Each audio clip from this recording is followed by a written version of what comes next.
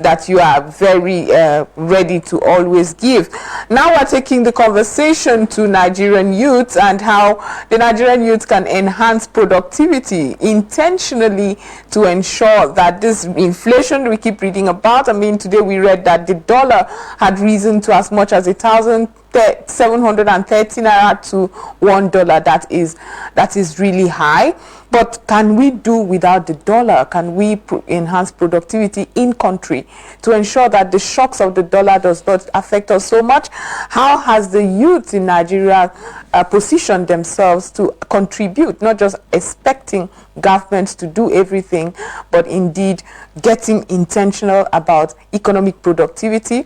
I have a youth leader right here in the studio. He's Comrade, he's an ambassador as well, Rikki Nwajiofor, National Deputy Secretary General, National Youth Council of Nigeria.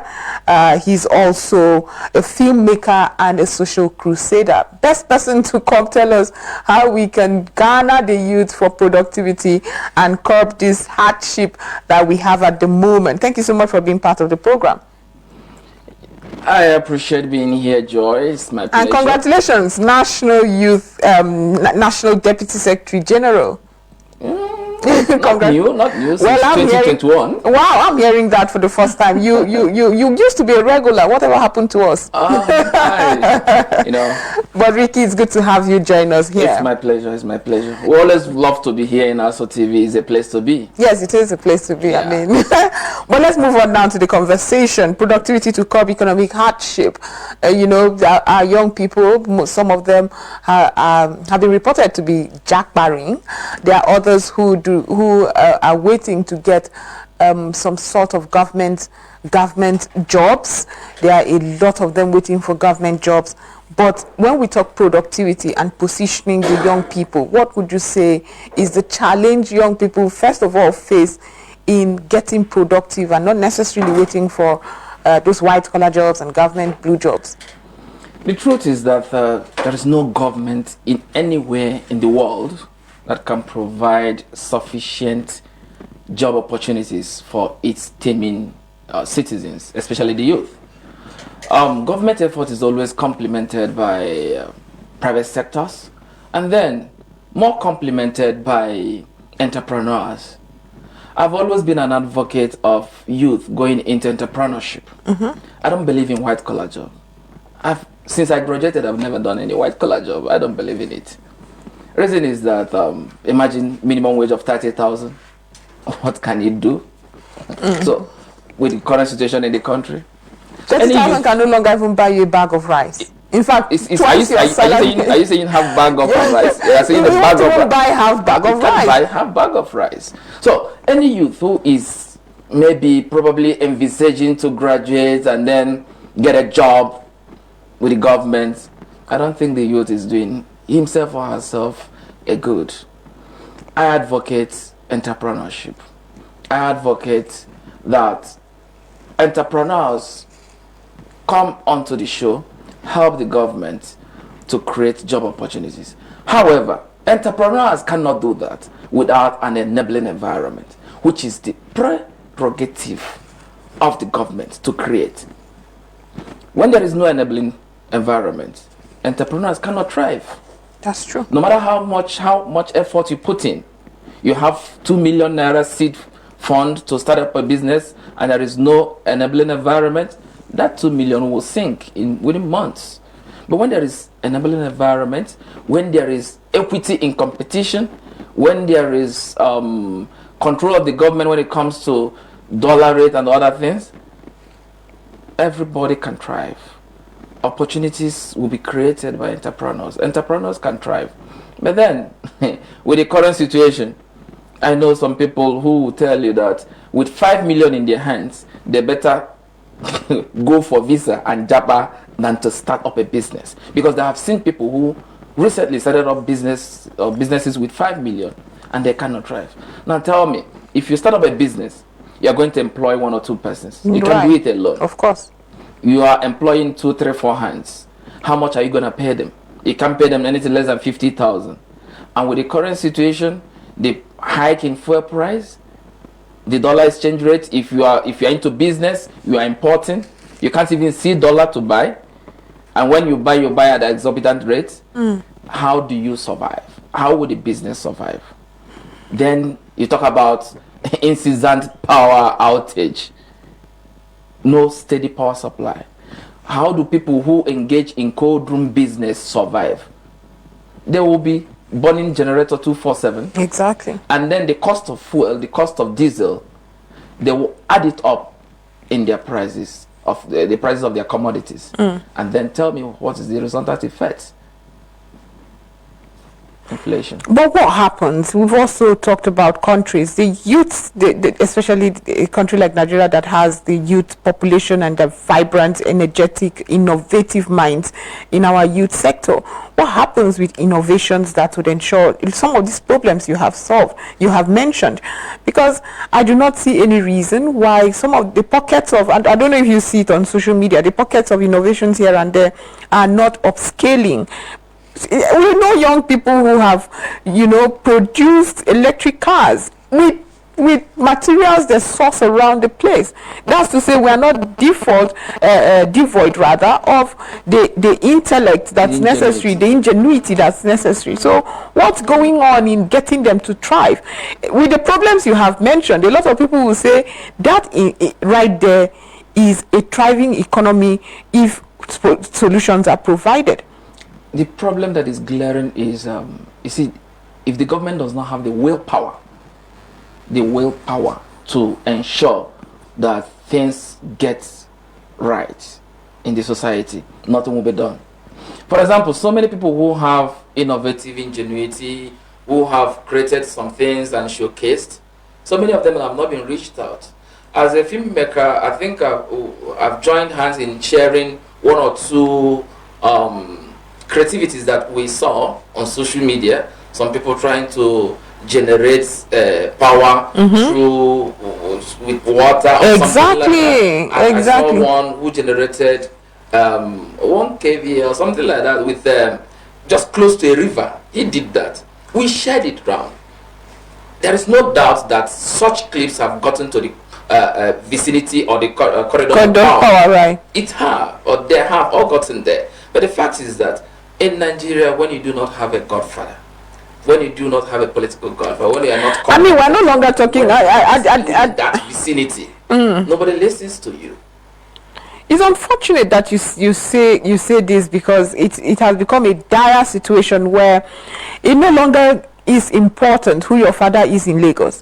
What is important here is how can we get solutions to the problem we're facing. Only if government has that as a dictum, that it is no longer important who your father is. It is no longer important who your godfather is. It is important what solution you can bring on board. If government takes up this dictum, see it as a maxim, see it as a slogan, Nigeria will thrive in less than 1 year. Because I know that we'll have vibrant, energetic, creative youth at the grassroots. Somebody like me, I've engaged in talent hunt. As a filmmaker, I do engage in talent hunt from time to time. Sponsoring it by myself is a way of giving back to the society.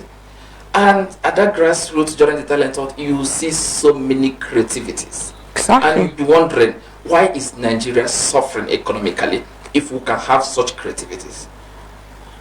But the government, is government willing to come into it? Is government willing to channel fund to the right direction?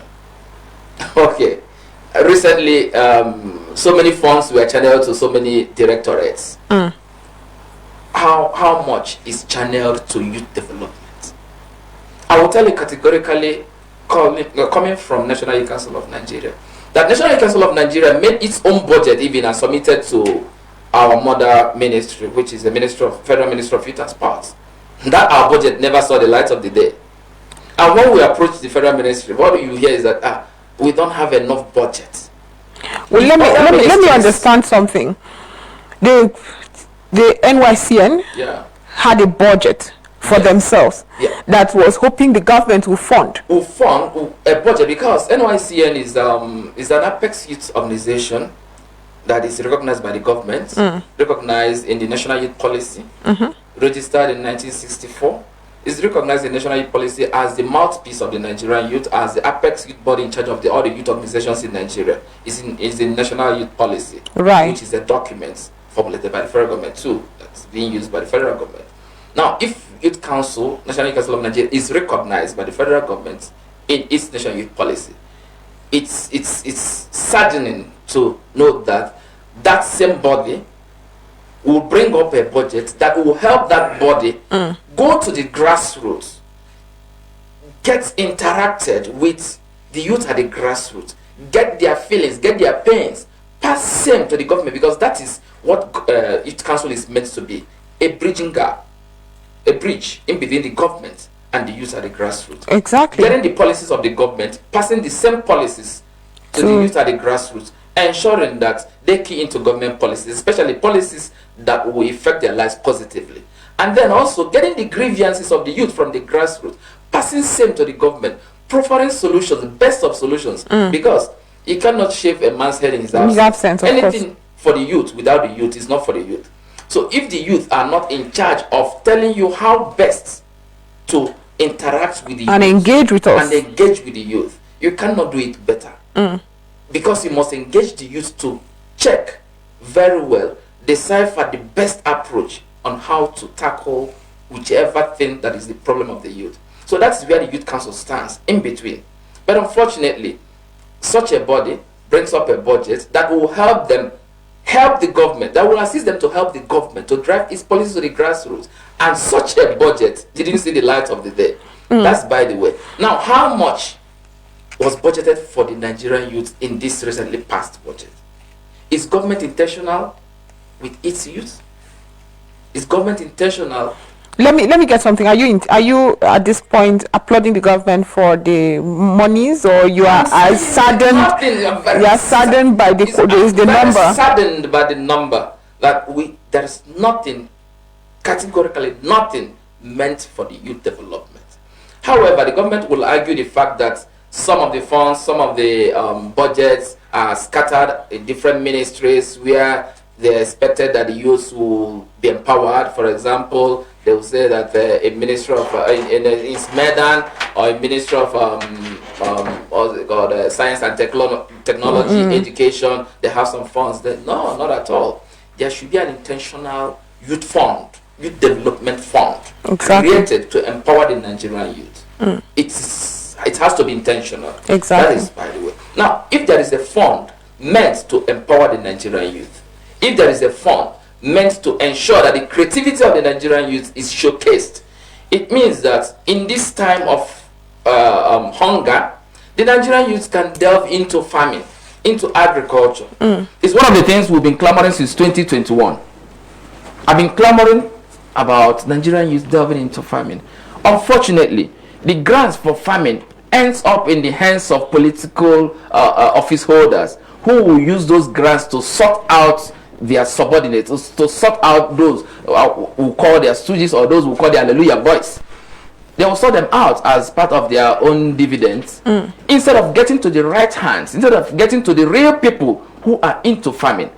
If Nigerian youth since 2020 have been clamoring, if about 1 million Nigerian youths have been empowered to go into real farming that will be monitored, that you will actually show that you have a farm. Government will bring out some task force that will checkmate all those farms, ensuring that you are actually producing, that the grants you've received from the government, you are producing.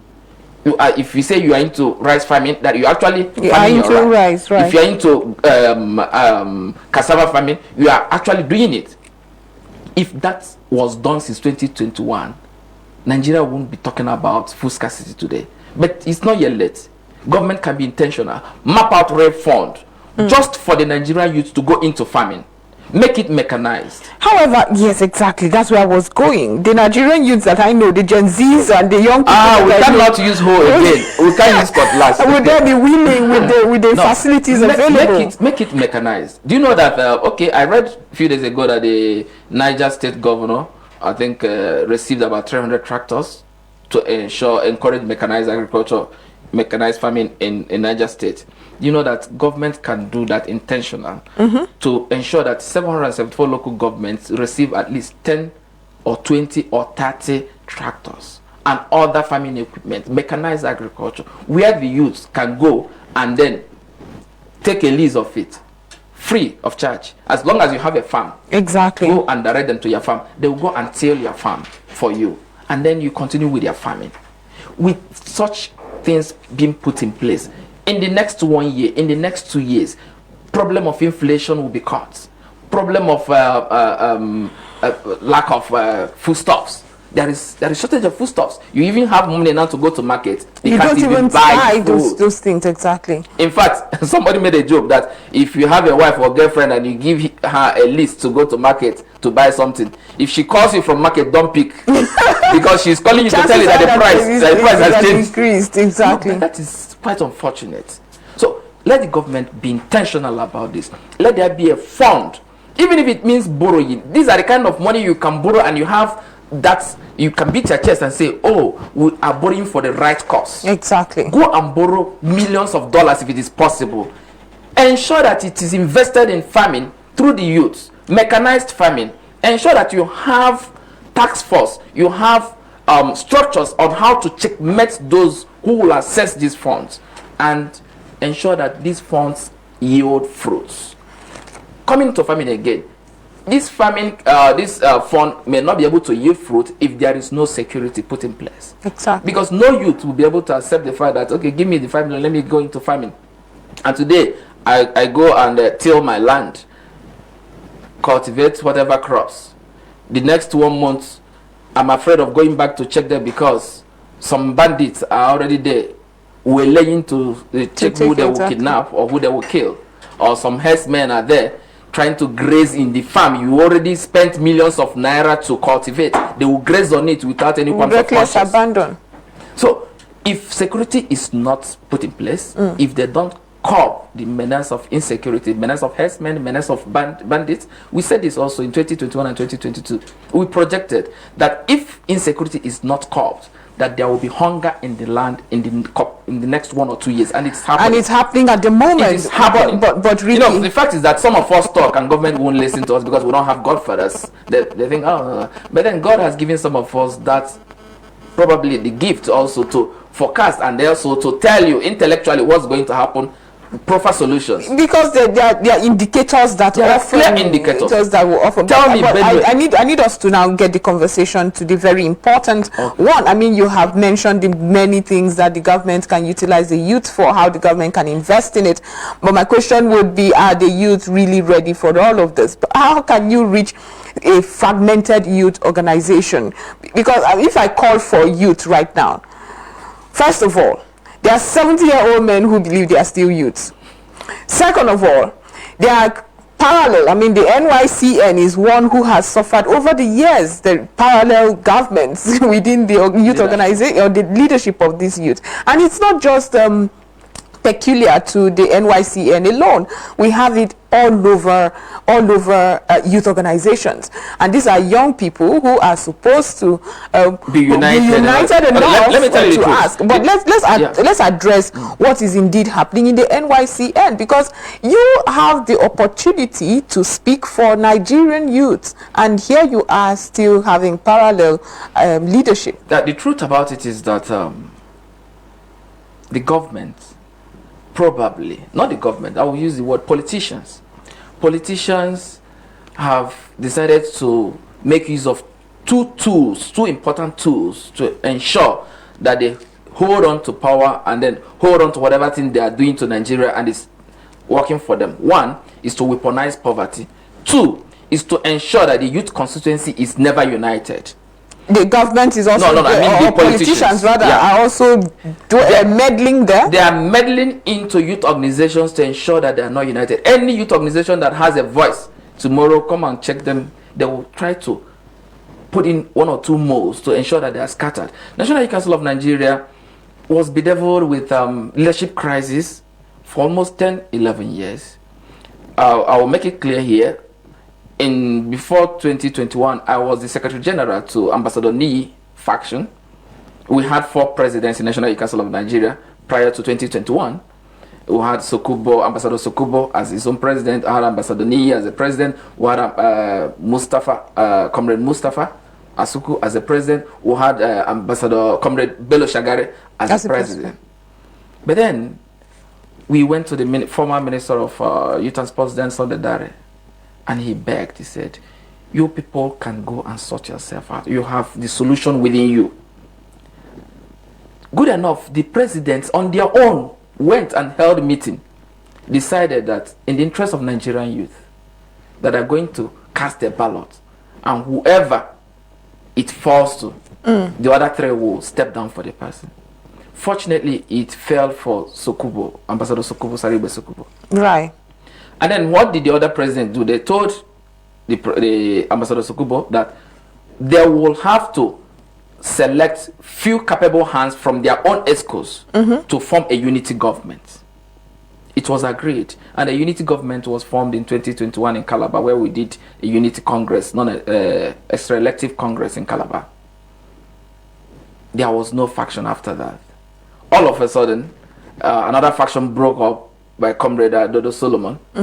But good enough, last year the court did a justice to it, and then he stepped aside. Well, it was quite embarrassing as well, because whatever happened. He's a young man that I admire so much. He's an intellectual. He probably is, but is this a good friend? I'm sure he properly. is. I said, please, this is not the right way to do.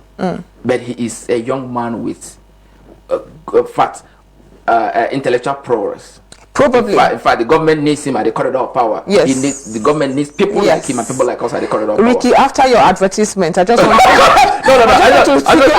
to chip in right there that it was quite embarrassing what was going on within the youth sector. These are young people who have been clamoring for an opportunity for governance. Now, let me round it up in this one. Now, eventually, when he was shoved aside, there was no faction again. We started movements asking the government, now you have no excuse to tell us that you are factionalized. Now, give us our due. Give the youth constituency our due.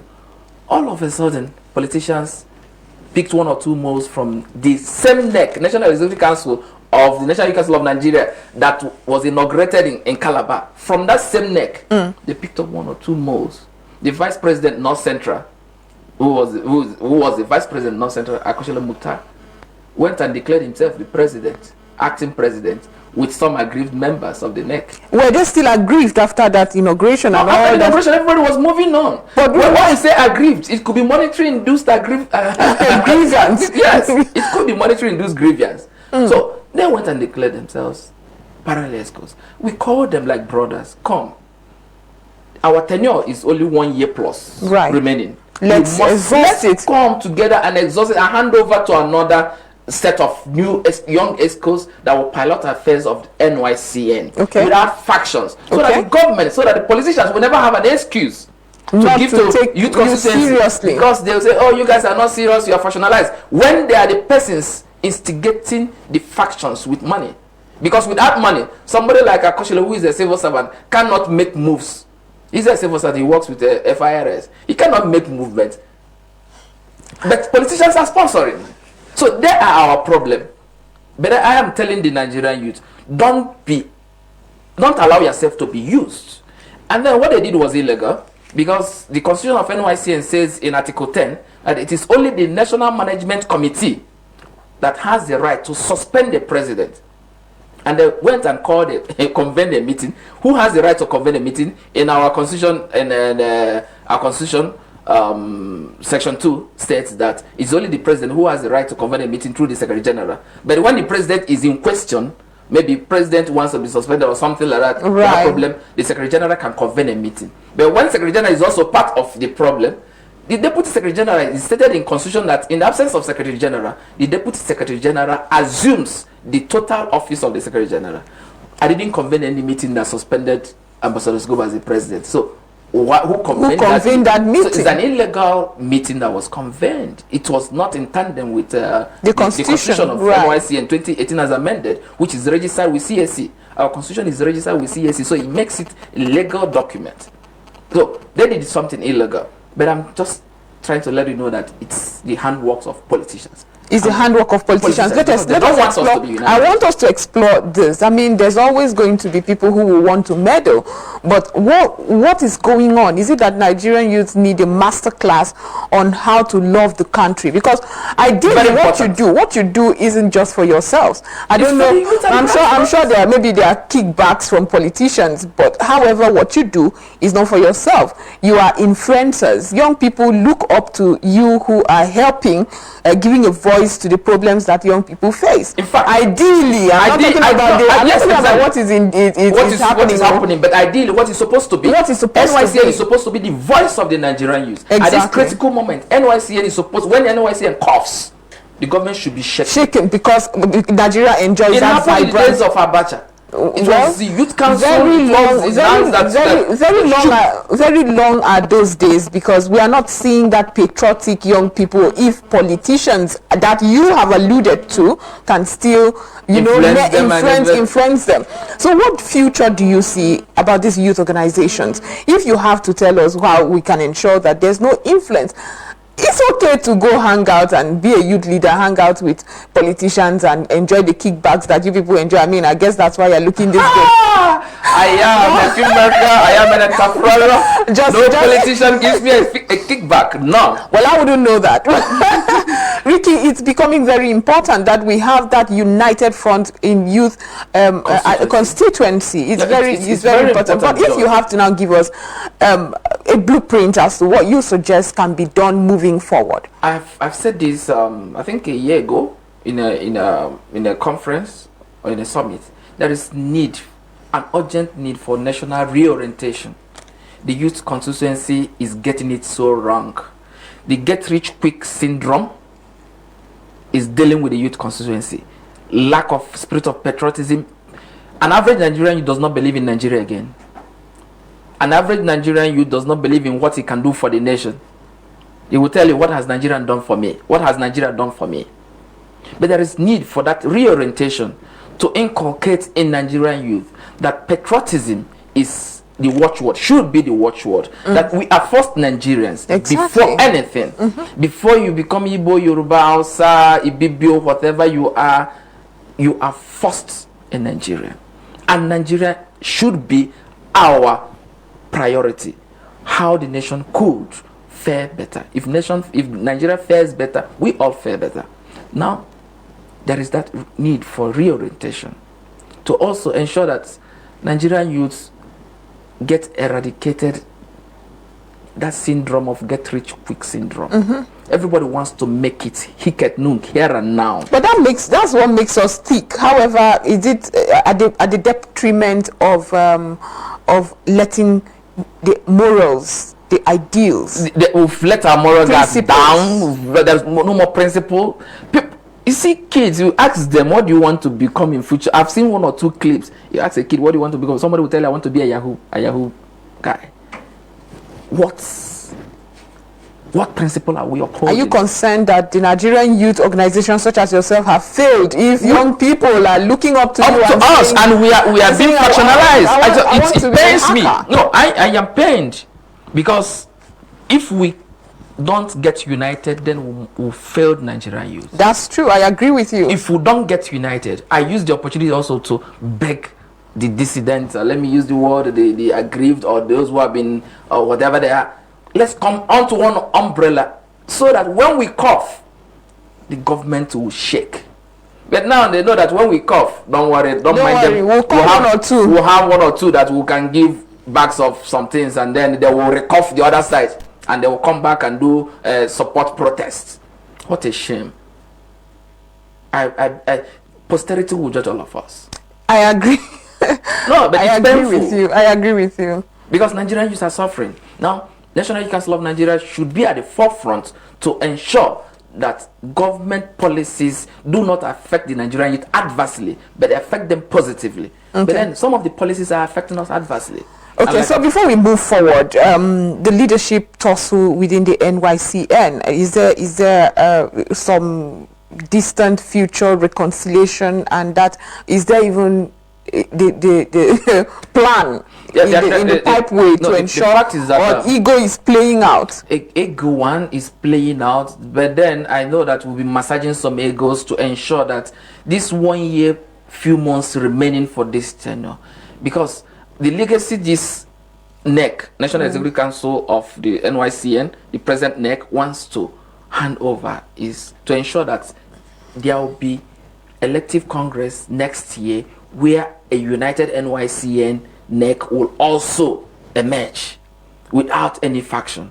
If we're able to succeed in doing that, to God be the glory, Nigerian youth will regain their voice again. So there is still hope.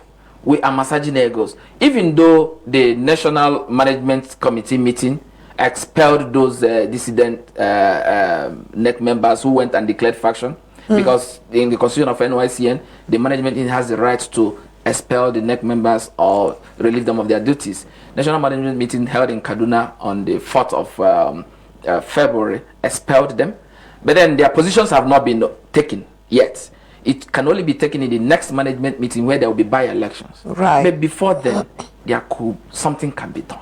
Because I know that recently the national leadership made a publication distancing itself from that award of Grand Commander of the Nigerian Youth that was conferred on the former governor of Kogi State.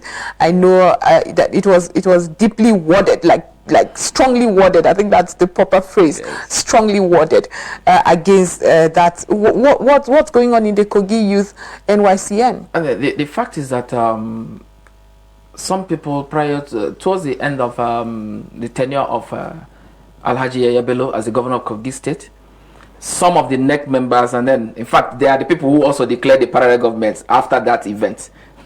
So some of them went to Kogi State in conjunction with Kogi State NYCN, gave an award to Alhaji Yaya Bello. We are not against any award being conferred to any governor, but then in our constitution we have some awards strictly reserved for some persons. For example, the award of Grand Commander of the Nigerian Youth is solely reserved for the president of the country. Oh, really? Of the nation. Yes, because we see him as the father of the Nigerian youth. Hence grand. So the Grand Commander of the whole Nigerian youth. So any president in power receives that award and conferment. Hopefully any president who has distinguished himself. And hopefully, but then the constitution didn't make it explicit. The constitution says it's for the president in power, which he hoped that the president, any president, Nigerian president, who will have the youth as a priority. Okay. Any president who doesn't have the youth as a priority probably will not confer. But then the constitution stated it is for the president as a grand commander of the entire Nigerian youth, as a father of the Nigerian youth. Then these people went and then gave this award to a governor. They could give him any award. In fact, it might interest you to know that National Council of Nigeria under Ambassador Sokubo has given awards to Yaya Bello when he employed young co-guides. Yes. He got some of them into government elective positions, and he got some of them into appointed positions. Yeah, the Youth Council went and appreciated him as the doyen of the Nigerian youth. Right. They gave him that award, and nobody has been given that award because amongst the governors within that time, he was the person who stood out. Yeah. In fact, he empowered the youth of Kogi. Some of them today, Ambassador Nii, my former president, is the chief press secretary. Right. He was appointed by Yaya Bello, and he was also recommended for this appointment by Yaya Bello. So he has the Nigerian youth at heart. We believe in that. We gave him that award, doyen of Nigerian youth. But the fact is that you cannot take the award of the president and give to a governor, no matter how good the governor is. So that is what the National Executive Council of NYCN stated. No, we are not part of this award. This award constitutionally is reserved for the president, hoping that the president will also prioritize the interests of Nigerian youth, and then that award will be conferred on him. But the award of doyen of the Nigerian youth still remains an award conferred on Yaya Bello. So that's just the problem. And then those people who conferred that award are also the people who went and declared parallel government. So it means that people are speculating that it seems they collected money somewhere and conferred that award as against what the constitution says. But apart from this, when you talk about awards, because it's really watered down, I just roll my eyes each time I hear about an award, because it's almost transactional. Let me give you this, confer this award on you and for a certain amount. And believe me, I have been in places where they don't mince words. I mean, give me, I'll give you money for it. And there's a peg to how much you would pay to be conferred this award. So each time I hear about awards, I roll my eyes. But if you want to be reputable, do state ESCOs have the right to just confer awards to whoever is, or there is a structured national committee to vet this award? Exactly. There is a committee to vet award, and that's why these people didn't follow the procedure, because assuming it got to the committee will remind them that this award is not supposed to be given to Yaya Bello, because he's not the Grand Commander of Nigeria Youth. Meanwhile, National Youth Council of Nigeria has also been known for not giving award recklessly. Okay. We don't give award recklessly. I don't think some states give awards which is not in tandem with our constitution. You know, still among two of them must be a Judas. Yeah, some people will just do their own thing their own way, but it is not in our culture. The National Executive Council, before it gives out an award, a national award to any person, there must be series of vetting. It must pass series of procedures. So before Yayebele was given that award as Dean of Nigerian Youth, it was vetted. Yes, he did so and so. He empowered the youth. He did so for the youth. We need to encourage him. We need to do that, give him that award, so that other governors will also emulate him. Exactly. To empower Nigerian youth, to get Nigerian youth close to the corridors of power. That's why the award was given to him. Aside him, we are not used to giving awards anyhow. I own the face of Made in Nigeria and into entertainment. I know how awards are given. You are correct. Exactly. People, my agency has never given awards since its inception, because if we want to give award, it will be once in a blue moon. When that award gets to the table, you know that you actually have an award, not the award of UTC that everybody goes to UTC this award and then ask for any amount that will be. It's somehow rampant in the youth constituency these days. It is very rampant.